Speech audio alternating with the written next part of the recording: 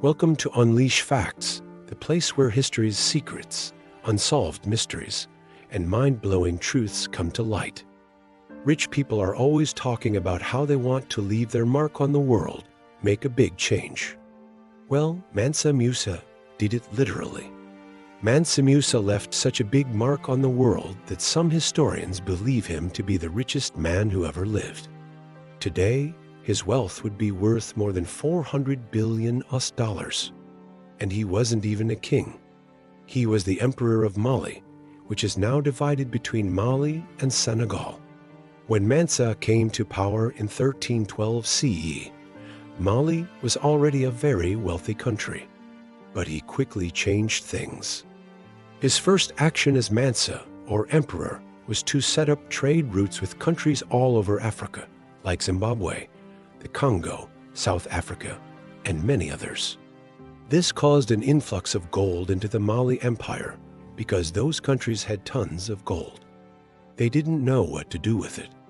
So when Mansa Musa offered to buy lots of it, they were happy to accept. With this gold, Mansa bought goods like ivory and salt, which his people loved. Salt was especially valuable in the hot African climate. People would travel long distances to get it and sell it for huge profits.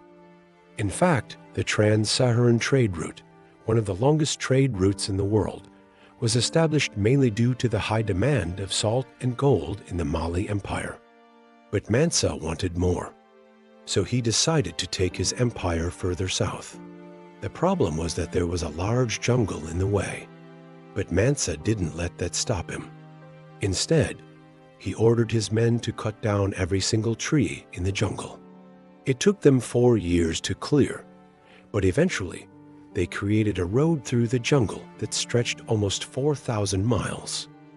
With this road, the Mali Empire could trade with the Kingdom of Benin, which had tons of ivory. To show just how important ivory was to the Malians, Mansa built enormous structures called conceals out of it, which served as tombs for his ancestors. One of these conceals was so tall that it required 3 stories of scaffolding to reach the top. And that's not even counting the roof. This shows just how much ivory the Mali Empire had at the time. But ivory wasn't the only thing they got from the Kingdom of Benin. They also picked up another very valuable item, kola nuts. Kola nuts can be used to treat fevers, fatigue, and pain, making them very useful in a hot climate like Africa's. The Mali Empire became the main supplier of kola nuts in the region. It wasn't just trade that made the Mali Empire so rich, though.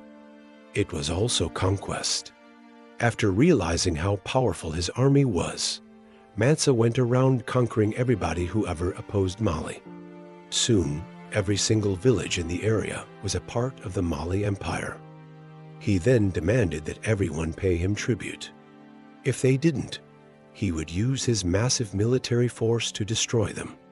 As the Mali Empire grew, so did its wealth. At one point, it controlled almost all of West Africa. And that's not even counting their vassal states, which basically meant that Mansa controlled most of West Africa. Some historians even claim that Mansa's wealth originated from slavery. However, this isn't really true. While it is true that Mansa owned a lot of slaves, he didn't get rich from it. Slavery was a common practice in Africa at the time, and every ruler had slaves. Mansa probably had more than the others, but it wasn't enough to make him rich. Instead, it was the gold trade that made Mansa the richest man in the world. While Mansa was busy conquering the world, his brother, Fatim Mansa, took care of building projects. He built mosques, schools, universities, roads, and countless other buildings. In fact, during the reign of Mansa, Mali had more universities than any other country in the world. There were mosques everywhere, and they weren't just simple buildings. They were magnificent structures that reached up to the sky. The most impressive mosque was the Jingirber Mosque. When it was built, it was the largest in the world. It could fit 60,000 worshippers inside and featured towering minarets that seemed to touch the clouds. Unfortunately, most of these mosques and universities don't exist anymore. They were destroyed by other conquerors who didn't appreciate learning or praying. But that wasn't the only thing that Fatima Mansa did. He also founded the city of Timbuktu. At the time, no one else thought that it was a good idea to build a city in the middle of the desert. But Fatima realized that it was perfect for trade. Since it was right on the edge of the Sahara Desert, merchants would pass through all the time. He built inns and markets where they could rest and buy supplies, and soon the city started to grow. Before long, it had become a major hub for Islamic scholars. That was until the Songhai Empire conquered it and destroyed much of the city.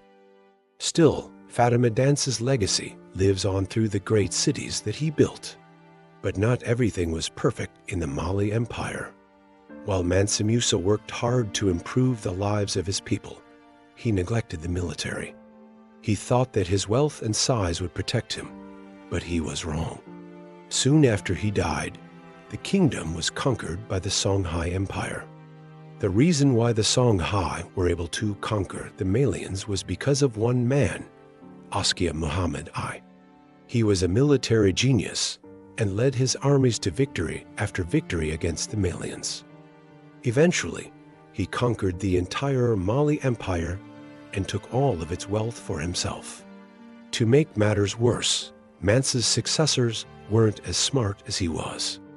They spent all of their time partying and didn't care about ruling the empire.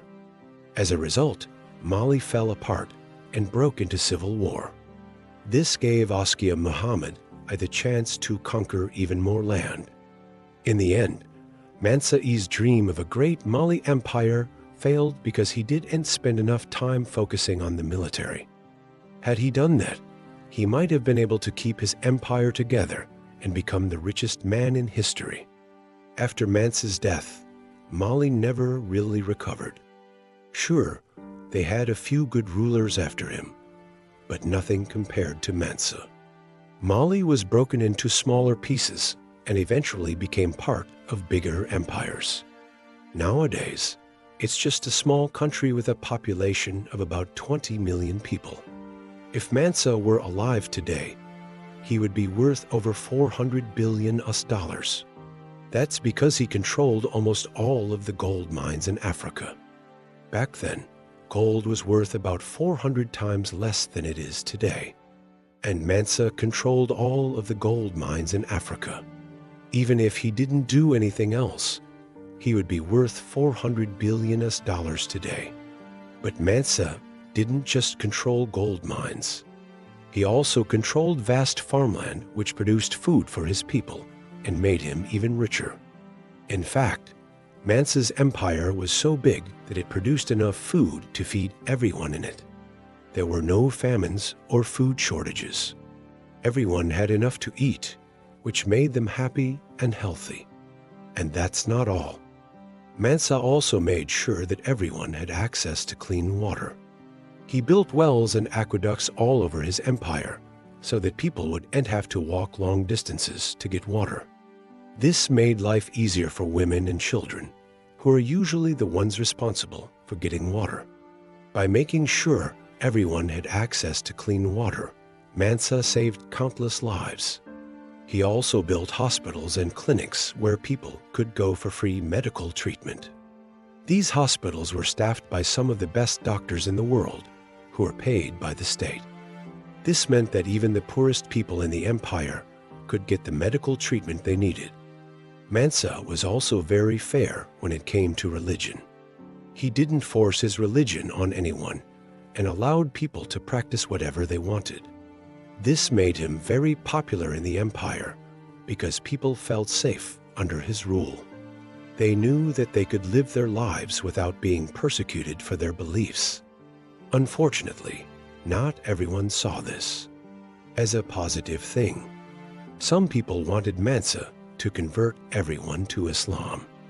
They thought that it was the best religion and that everyone should follow it. However, Mansa didn't listen to them. He believed that people should be free to choose their own religion, and that's what he enforced. Despite all the good things he did, Mansa is often forgotten about these days. Most people don't know who he was or what he accomplished. This is probably because he ruled so long ago, and most of his accomplishments were lost to time. However, there are still a few historians who remember Mansa and teach people about him. They hope that one day he will be remembered as the great leader he was. If you enjoyed this video, stay tuned for more.